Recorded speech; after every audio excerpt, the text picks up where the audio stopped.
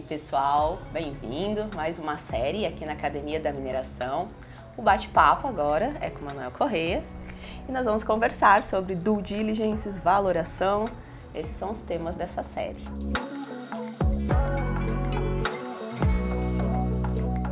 Bom, vamos lá então.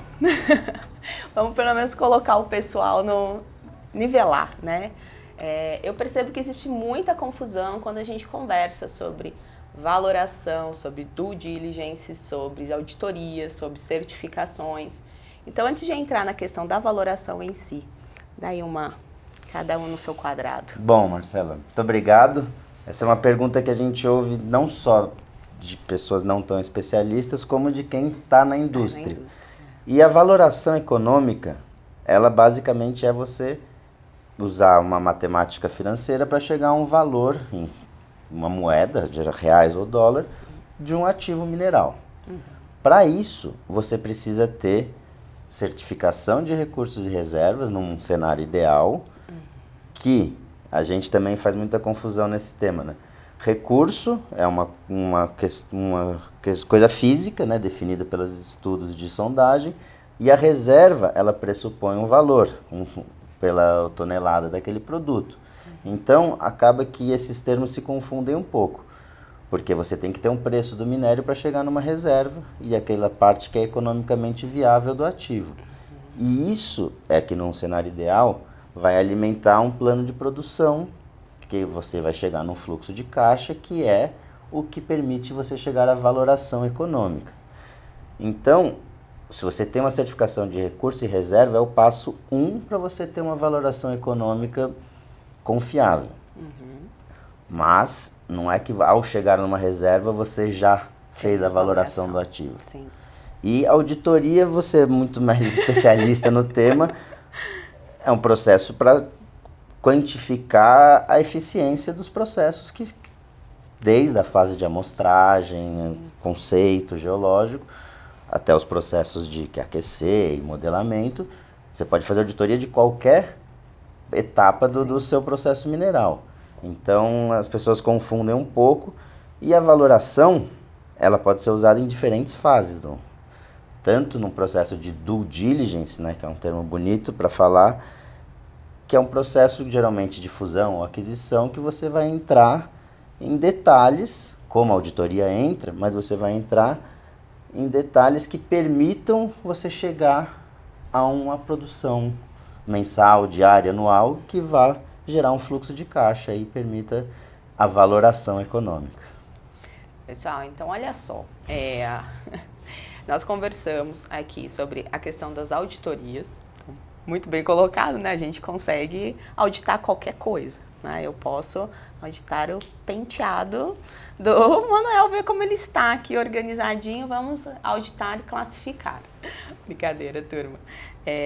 A parte do due diligence, a gente já entra, aí o processo, né, entre empresas, e vai entrar toda uma parte, são N documentações, né? Eu acho que isso é importante colocar.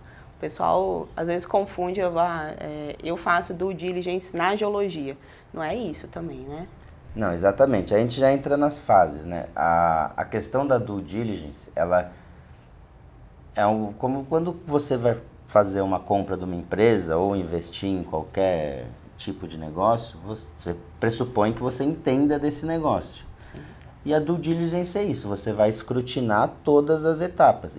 Então, a minha especialidade, sou geólogo de formação, como você, a gente foca na questão de recurso e reserva e como que isso vai alimentar um ROM lavrável, como se seja um estoque de uma indústria convencional.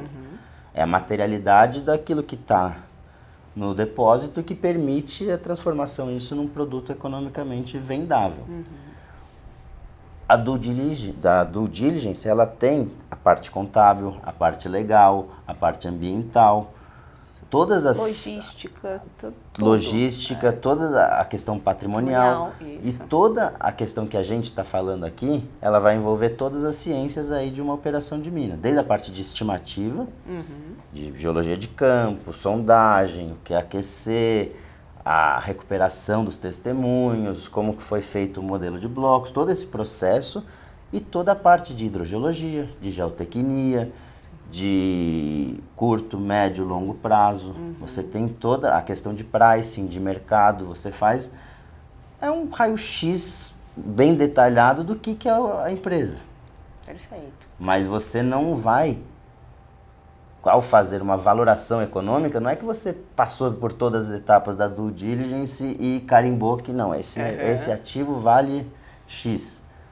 Você vai pegar os dados de uma auditoria, de uma certificação de recursos, de uma análise técnica da hidrogeologia ou da geotecnia e vai falar, esse plano de produção ele tem um risco, tem vários métodos de você quantificar o risco de cada uma das premissas que você assumiu e no final você vai ter um raio-x, uma fotografia. Usa-se alguns KPIs aí do mercado financeiro para dizer esse valor, mas você está dando lá o seu carimbo de que esse é um cenário com tais premissas, né? Muito se pensa que é um valor absoluto. Ah, quanto vale o projeto? E ele varia de um dia para o outro, de um preço de minério, de uma taxa de conversão que você vai usar da sua reserva para o ROM lavrável, que vai depender aí da experiência e do expertise dos profissionais envolvidos. E é uma ciência multivariada, né? Não é só o geólogo, não é só o engenheiro de minas, não é só o hidrogeólogo, nem o geotécnico. Sim. É uma junção de todas essas ciências. Então, acaba que vira uma arte no final, né?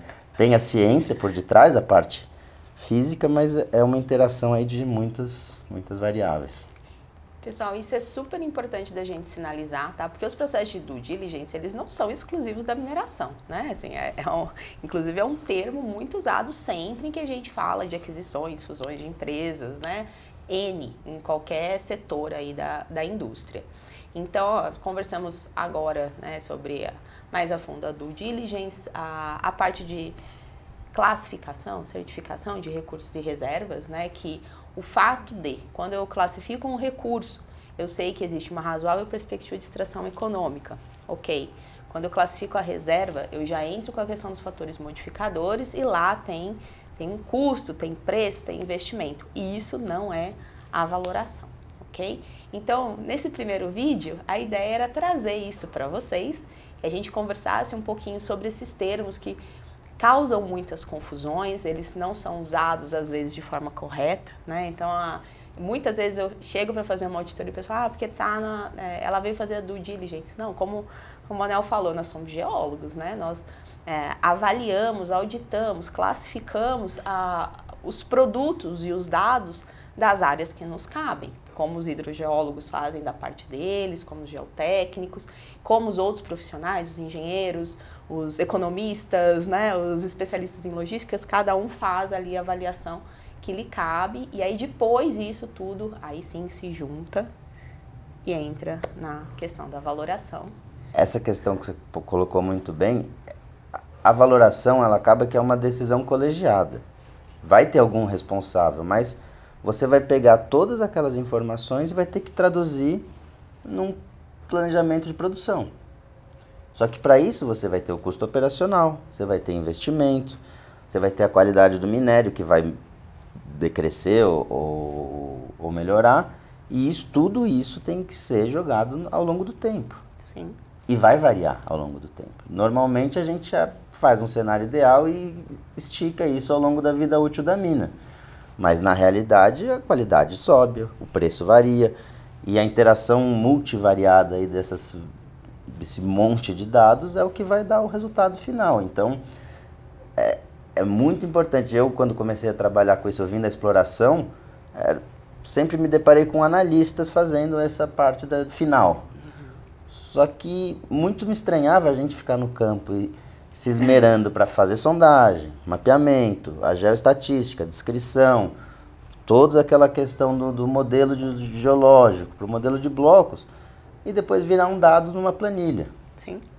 E aí você vai ter o custo operacional, você vai ter o investimento, sabe? São coisas que uma planilha não traduz a complexidade disso. Então é muito importante ter uma equipe multidisciplinar aí todas essas áreas que a gente falou. De fato analise o risco, né, de cada uma das etapas. E não é, como você falou, uma auditoria de geotecnia, ela vai olhar todas as minúcias e vai apontar as congruências e incongruências. Mas para uma valoração, no final do dia tem que ser alguém que tem uma visão holística que vai falar, não, beleza, tem esses riscos, mas é possível fazer esse plano de produção com esse custo. Sim. Ou não. Essa que é a questão. É muito...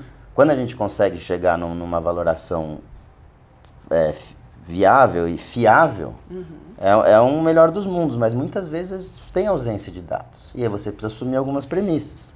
E por isso é importante a junção aí dessas várias áreas, para que isso não seja ou um geólogo assumindo uma coisa de metalurgia, ou um economista assumindo uma coisa de beneficiamento. Exato. Então a gente tem que ter uma equipe multidisciplinar e bem integrada, porque senão vira um número que não reflete a realidade. Não tem a análise real do risco, a interpretação dos dados para realmente chegar num produto mais confiável. E aí você colocou uma coisa interessante que a gente usa muito, e aí em qualquer uma, isso vale para certificação, isso vale para as auditorias, vale para valoração, que é a questão do effective date, né? É a data efetiva, é a data de congelamento, é aquele momento que a gente não pode ficar o tempo inteiro. Hoje o preço é esse, daqui 2 dias é outro, roda tudo de novo. Então isso também eu acho que é uma dúvida que vem bastante, né? Principalmente quando o pessoal fala, mas por que isso? Por que aquilo? Porque é uma data efetiva para fazer essas análises. Exatamente, e isso é uma coisa que a gente sempre tem, acho que é uma coisa humana, né? Quanto vale o projeto? O projeto vale X no dia de hoje, com as premissas de hoje, com a certificação de reserva de uma data X. Então, trazer isso para o resultado final e deixar no disclaimer ou na planilha de valoração, você tem que ter exatamente cada data que você usou de referência para cada informação. Exato. Porque não é absoluto. Os nossos chefes geralmente gostam de, quanto vale esse para comparar com aquele, né? O ranking de atratividade, que é algo que é fundamental para qualquer empresa, seja de pequena ou grande porte, né, para entender a atratividade do investimento, ele tem que ter essas premissas bem marcadas e, preferencialmente, as mesmas premissas para você comparar duas opções de investimento.